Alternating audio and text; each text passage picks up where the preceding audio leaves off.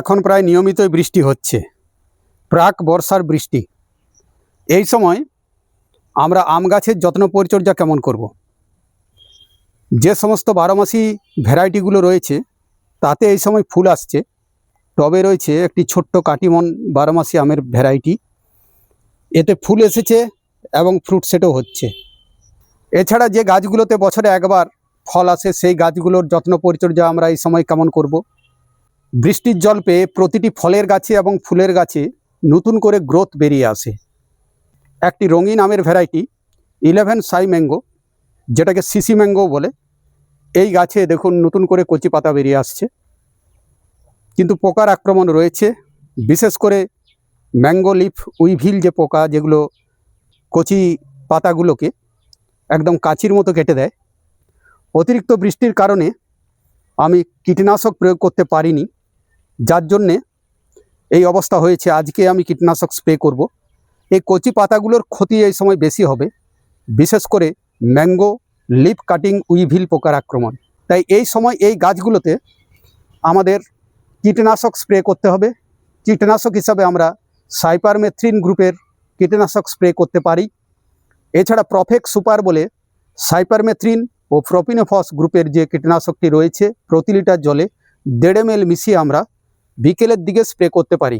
কিন্তু এখন বৃষ্টি হচ্ছে, একটু আবহাওয়াটা দেখে আপনারা স্প্রে করবেন। বিভিন্ন ভ্যারাইটির বারোমাসি আমের গাছগুলোতে এই সময় ফুল আসছে, ফল সেট হচ্ছে। শুরুতে আমি আপনাদের দেখিয়েছি। এই সময় এই গাছের আমরা কি ধরনের স্প্রে করব, বা গ্রো ব্যাগ বা টবের মাটিতে এই সময় আমরা কি খাবার প্রয়োগ করতে পারি। টবে থাকা আম গাছে পাতা পোড়ার একটা সমস্যা থাকে, এই সংক্রান্ত ভিডিও আমার চ্যানেলে রয়েছে। এই গাছটিতেও সে সমস্যা দেখা দিয়েছিল। নতুন করে যে পাতাগুলো বেরিয়ে আসছে সেই পাতাতে সেই সমস্যা অতটা নেই। এই সমস্যার হাত থেকে গাছকে বাঁচাতে গেলে মাঝে মাঝে আমাদের জিপসাম ফার্টিলাইজার টবের মাটিতে প্রয়োগ করতে হবে। টবে বা গ্রো ব্যাগে থাকা আম গাছে কোনো সময় আমরা এমওপি ব্যবহার করব না। আম গাছে পটাশিয়ামের প্রয়োজনীয়তা রয়েছে, যে কোনো গাছে এটা রয়েছে।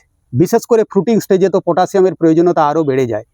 এই অবস্থায় গাছে আমাদের পটাশিয়াম দিতে হবে। পটাশিয়ামের সোর্স হিসেবে আমরা একেবারে জৈবিক উপায়ে আমরা পাকা কলার ছালকে একটু শুকনো করে মিক্সার গ্রাইন্ডারে গুঁড়ো করে সেটাকে টবের মাটিতে সরাসরি প্রয়োগ করতে পারি। এছাড়া আমরা সালফেট অফ পটাশ ব্যবহার করব। কোনো সময় মিউরেট অফ পটাশ বা এমওপি ব্যবহার করব না। এই বারোমাসি আম গাছে ফলগুলো দাঁড়িয়ে যায়, ফল সেট হয় যাতে ঠিকঠাক, তার জন্য আমরা পটাশিয়াম ছাড়াও ফসফেট ব্যবহার করতে পারি, সিঙ্গেল সুপার ফসফেট।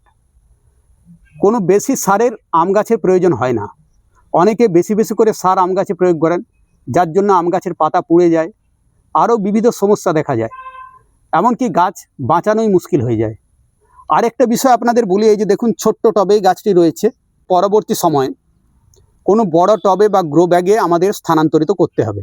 আম গাছের রুট বন্ড হয়ে যাওয়ার যে সমস্যা, অর্থাৎ শিকড় একদম জড়িয়ে যাওয়া, পেঁচিয়ে যায় টবের মাটিতে, তাতে গাছ ক্ষতিগ্রস্ত হয়, অনেক সময় গাছ মারা যায়, যেগুলো লেবু গাছের ক্ষেত্রে বেশি দেখতে পাই আমরা, বা অন্যান্য ফলের গাছের ক্ষেত্রেও সমস্যা রয়েছে।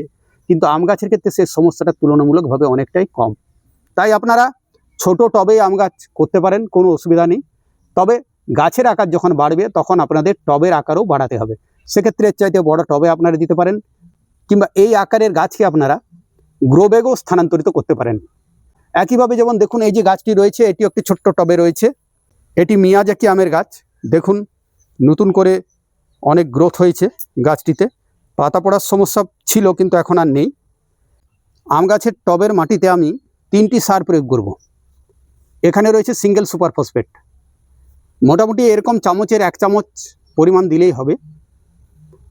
তার সঙ্গে দেখুন এই যে সালফেট অফ পটাশ, এটাকে সাদা পটাশও বলে, এটাই আমরা আম গাছে প্রয়োগ করে থাকি। আর তার সঙ্গে আরেকটি প্রাকৃতিক সার হিউমিক অ্যাসিড এবং ফুলভিক অ্যাসিড।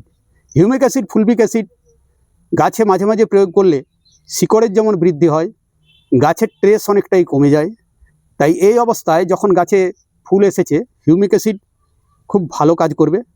তাই এই 3টি সার এখন আমি প্রয়োগ করব। এই দুটি আমি নিয়েছি মোটামুটি 1 চামচ করে, আর হিউমিক অ্যাসিড 1 চামচের কাছাকাছি নিয়েছি। এখন যেহেতু বৃষ্টি হচ্ছে তাই এই সার জাস্ট ছড়িয়ে দিয়ে টবের মাটিতে এইভাবে, টবের একদম ধার বরাবর ছড়িয়ে দেবো এইভাবে। এর উপরে প্রয়োজনে আমরা মাটি চাপা দিয়ে দিতে পারি। এইভাবে যে গাছগুলোতে ফুল আসছে অর্থাৎ 12 মাসি যেগুলো আমের ভ্যারাইটি, তাতে আপনারা এই সারগুলি প্রয়োগ করতে পারেন। মাইক্রোনিউট্রিয়েন্ট আপনারা স্প্রের আকারে দেবেন, যেমন আপনারা মোমোবিন ব্যবহার করতে পারেন, ট্রাস্কো ব্যবহার করতে পারেন, অ্যাগ্রোমিন গোল্ড ব্যবহার করতে পারেন। লিকুইড আকারে যদি মাইক্রোনিউট্রিয়েন্ট থাকে তাহলে প্রতি লিটার জলে 1 ml মিশিয়ে সকালের দিকে স্প্রে করবেন। 12 মাসি কাটিমন আমের গাছে বোরনের ডেফিসিয়েন্সি দেখা যায়। বোরনের ডেফিসিয়েন্সির ফলে অনেক সময় ফলগুলো দাঁড়ায় না, বা ফলগুলো একটু আকারে বড় হওয়ার পরেও ফ্রুট ড্রপের সমস্যা দেখা যায়। তাই আমাদের মাঝে মাঝে বোরন স্প্রে করতে হবে। মাইক্রোনিউট্রিয়েন্টের মধ্যে বোরন থাকে, কিন্তু সেটা যথেষ্ট পরিমাণে থাকে না। এই গাছে একটু বেশি পরিমাণে বোরনের প্রয়োজন হয়। তাই যখনই আপনারা মাইক্রোনিউট্রিয়েন্ট স্প্রে করবেন তার সঙ্গে 1/2 গ্রাম করে বোরন প্রতি লিটার জলে মিশিয়ে মাইক্রোনিউট্রিয়েন্টের সঙ্গে যুক্ত করে স্প্রে করবেন। এই কাজগুলি করলেই এই 12 মাসি আমের গাছে আপনারা এই সময় ভালো ফলন পাবেন। আর যে গাছগুলো ছাদ বাগানে, গ্রো ব্যাগে বা টবে বা কন্টেনারে রয়েছে, যেগুলো বছরে একবার ফলন দেয়, সেই সমস্ত আমের গাছে আপনারা এই সময় মিশ্র জৈব সার প্রয়োগ করতে পারেন, কিন্তু পরিমাণে কম প্রয়োগ করবেন। আপনারা হাড়ের গুঁড়ো, শিংকুচি, সঙ্গে অল্প পরিমাণে ভার্মিকম্পোস্ট, জিআর দানা এগুলো ব্যবহার করলেই চলবে। আর আম গাছে খুব বেশি সার প্রয়োগ করার প্রয়োজন হয় না, মাঝে মাঝে অল্প পরিমাণ সার প্রয়োগ করলেই হয়। আর এই ধরনের টবে এবং এই আকারের গাছ থাকলে 1 মুঠো করে মিশ্র জৈব সার প্রয়োগ করলেই যথেষ্ট। বছরে যদি আপনারা 4-5 বার এই মিশ্র জৈব সার আম গাছে প্রয়োগ করেন তাতেই চলবে। আর একটা সারের কথা শুরুতে আমি আপনাদের বলেছি, জিপসাম ফার্টিলাইজার। এটা আপনারা অবশ্যই মাঝে মাঝে প্রয়োগ করবেন। জিপসাম ফার্টিলাইজার আপনারা অনলাইনে পেয়ে যাবেন। এছাড়া এই ভিডিওর সঙ্গে আমি প্রোডাক্ট লিঙ্ক করে দেবো, সেখান থেকেও আপনারা কিনে নিতে পারেন। এইভাবে আপনারা 12 মাসি এবং যেগুলো বছরে একবার ফলন দেয় সেই আম গাছগুলোর পরিচর্যা এই সময় করুন, তাহলেই গাছের গ্রোথ ভালো হবে। কচি পাতা বেরিয়ে এলে সঙ্গে সঙ্গে কীটনাশক প্রয়োগ করুন, মাঝে মাঝে ছত্রাকনাশক প্রয়োগ করতে পারেন। যে গাছগুলোতে ফুল এসেছে সেই গাছগুলোতে আপনারা এন্ট্রাকল ছত্রাকনাশক স্প্রে করতে পারেন, সেক্ষেত্রে ফলগুলো দাঁড়িয়ে যাবে, কোনো অসুবিধা হবে না। আর যে গাছগুলো ফুল আসেনি, বছরে একবার ফলন দেয়, সেই গাছগুলোতে আপনারা যেমন সাব ফাঙ্গিসাইড প্রয়োগ করতে পারেন। এছাড়া আরও যে সমস্ত ফাঙ্গিসাইড রয়েছে যেমন স্প্রিন্ট, এগুলো প্রয়োগ করতে পারেন। বন্ধুরা, এই ছিল আজকের প্রতিবেদনটি যদি আপনাদের ভালো লাগে, যদি আপনাদের কাজে লাগে, অবশ্যই চ্যানেলটি সাবস্ক্রাইব করবেন। তার সঙ্গে সঙ্গে আপনাদের যে সমস্ত বন্ধু বান্ধব আছেন, বিশেষ করে যে সমস্ত ছাদ বাগানি বন্ধু আছেন, তাদের মধ্যে ভিডিওটি শেয়ার করবেন, বেশি বেশি করে লাইক করবেন, আর মনে করে ভিডিওটিকে হাইপ করবেন। দেখা হবে পরবর্তী এক গুরুত্বপূর্ণ প্রতিবেদনে। নমস্কার।